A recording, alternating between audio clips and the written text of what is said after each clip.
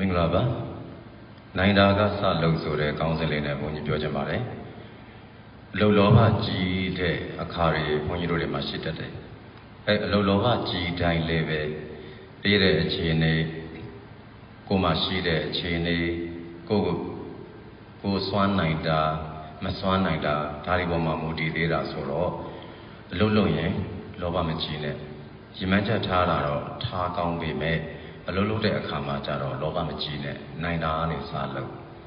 အဲ့တော့နိုင်တာကနေစလို့တဲ့အခါကျတော့တထစ်ချင်းလေကောင်းတက်တာတောင်မှတထစ်ချင်းတက်ကြရတာဆိုတဲ့အခါကျတော့တလန်းချင်းသွားတာပဲကောင်းတယ်တခါတည်းနဲ့မနိုင်မနှင်းနေအများကြီးလုပ်တဲ့အခါကျတော့စိတ်ဖိစီးလာတဲ့အခါကိုပဲဒုက္ခရောက်တာအဲဒီလိုအနေအထားမျိုးတွေဘုန်းကြီးကတော့ကိုအရောက်မခံဘူးရည်မှန်းချက်တွေထားတယ်နှစ်အလိုက်လည်းရည်မှန်းချက်တွေထားတယ်တစ်သလုံးအတွက်လည်းရည်မှန်းချက်တွေထားတယ်အဲ့ဒီရည်မှန်းချက်တွေကိုသူ့အချိန်သူ့ရာသီသူ့လသူ့နှစ်နဲ့ဘုန်းကြီးတစ်ဆင့်ချင်းပြီးအောင်လုပ်သွားတယ်အဲ့ဒီအတွက်ကြောင့်မလို့ဘုန်းကြီးမှာစိတ်ဆင်းရဲဆရာဆိုတာကြုံမလာတော့ဘူးမနိုင်တာတွေကိုမလုပ်ဘူးမရှိတာတွေနဲ့လည်းမလုပ်ဘူးရှိတာနဲ့ပဲလုပ်တယ်မရှိရင်မလုပ်ဘဲနဲ့ဒီတိုင်းနေလိုက်တယ်အကျွေးတင်ခံတာတို့ဘာလို့ဘုန်းကြီးမလုပ်ဘူးလက်ထဲမှာရှိမှပဲအလုပ်လုပ်တယ်အဲ့ဒီတိုင်းပဲဘဝနဲ့ရှင်တဲ့အလုပ်တွေလူပေါင်းနဲ့ရှင်တဲ့အလုပ်တွေမှာလည်းဒီအတိုင်းပဲ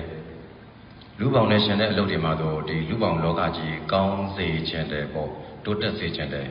အဲ့ဒီခါမျိုးမှာဘာသွားတွေ့လဲဆိုတော့နိုင်တာကနေစလုပ်ရတယ်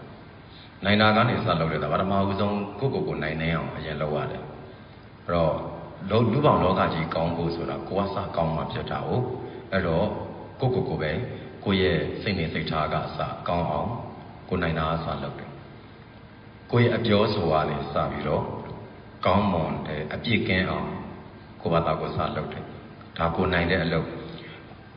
ကိုရဲ့ကာယကံအမှုတွေကိုလည်းကိုကအတတ်နိုင်ဆုံးညနာအနေထားကအစပေါ့အဲ့လိုမျိုးအနေထားတွေမှာလည်းအကောင်းဆုံးဖြစ်အောင်ကိုဘာသာကိုစပြီးတော့ပြိုးထောင်ဒီလိုမျိုးနိုင်တာနဲ့စလုပ်လိုက်တော့ကိုကောင်းလာတဲ့အခါကျတော့ကိုဘင်းသားကလူတွေကကိုဒါတန်ဖိုးထားလာကြတယ်လေးစားလာကြတယ်အဲ့တန်ဖိုးထားလေးစားလာရင်လည်းကိုနဲ့ထပ်တူကြမလာတာတောင်မှကိုလုံးကလေးမျိုးလိုက်လုံလာကြတာကိုတွေ့လိမ့်မယ်အဲ့တော့ကိုကကောင်းနေတဲ့အခါကျတော့ကိုကစီးရုံးတဲ့အခါမှာလည်းသိမခက်ခဲတာကိုတွေ့လိမ့်မယ်အဲ့ဒီခါမှာမှစပြီးတော့လူတွေနောက်ကနေပါလာကြတာအဲ့တော့ကိုလျှောက်တာကိုလုတ်ကင်တာကိုရဲ့လုတ်ကင်ပုံလုတ်ကင်နေပြောဆိုပုံပြောဆိုနေတယ်အပြစ်ကင်းဖို့တော့လိုတယ်ဆိုတာကိုဒါသတိထားပါနောက်ပိုင်းလည်းကြာရောကိုနောက်မှလူတွေအများကြီးပါလာကြတယ်အဲ့တော့ဒါဘုန်းကြီးကကိုယ်တိုင်ရဲ့အဲ့ဒီလမ်းနဲ့သွားတာဘုန်းကြီးတို့သာသနာပြုလုပ်ငန်းဆိုတာလောကကြီးတစ်ခုလုံးကောင်းစားသွားစေခြင်းတဲ့ပေါ့နော်ရည်ရွယ်ချက်ကြီးဘယ်လောက်ထားတာကိုကမကောင်းရင်ဘာမှလုပ်လို့မရဘူးအဲ့တော့ကိုကယုံကြည်ထိုက်တဲ့ပုဂ္ဂိုလ်လေးစားထိုက်တဲ့ပုဂ္ဂိုလ်ကိုယ့်ဘာသာကိုလည်းယုံကြည်တယ်ကိုယ့်ဘာသာကိုလည်းလေးစားလို့ရတဲ့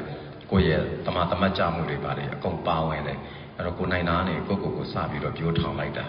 အဲ့လိုပြိုးထောင်လိုက်တဲ့အခါကျတော့ကိုယ့်ရဲ့တပည့်တပန်းတွေကိုယ့်ရဲ့အရင်လေးဆုံးတရားဓမ္မတွေပါလာတယ်အဲ့ဒီကနေနောက်ပိုင်းမှာကိုကျိုးကိုမငဲ့ဖို့အတွက်ကိုအများကြီးဆုံးမလိုက်တဲ့အခါကျတော့ကိုလုပ်တဲ့အလုပ်တွေကအများအတွက်တွေကြီးပဲဖြစ်လာတယ်အဲ့ခါမှာဘုန်းကြီးရဲ့ပတ်ဝန်းကျင်လူပေါင်းလောကကြီးကလူပေါင်းตายာဖို့အတွက်အလုပ်တစ်ခုလုပ်ကြမယ်ဆိုအဲ့ဒါတိုက်ဝန်းပါလာကြတော့တာပဲအဲ့တော့အလုပ်လုပ်ရင်လောဘမကြီးနဲ့ကိုနိုင်တဲ့နယ်ပယ်လေးကနေစလုပ်ပြီးတော့ကိုကနေစပြီးတော့ပြိုးထောင်ကိုဖြစ်ချင်တဲ့အရာတွေအချိန်တိုင်းဖြစ်လာလိမ့်မယ်လို့ဘုန်းကြီးပြောကြပါတယ်အဲ့တော့ကဘာသူကဘာသားအပေါင်းလည်းပဲကိုနေရာလေးတွေမှာကိုနိုင်တဲ့အလုပ်ကလေးတွေကနေလူသားကောင်းကျိုးအတွက်ဆိုပြီးရည်မှန်းချက်ထားမယ်ဆိုရင်ကိုကနေစပြီးတော့ကိုနိုင်တဲ့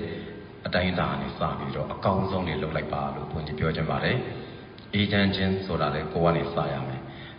အာရချင်းဆိုတာလည်းကိုကနေစရမယ်အဲ့တော့ကိုနိုင်တဲ့ကိုကနေစပြီး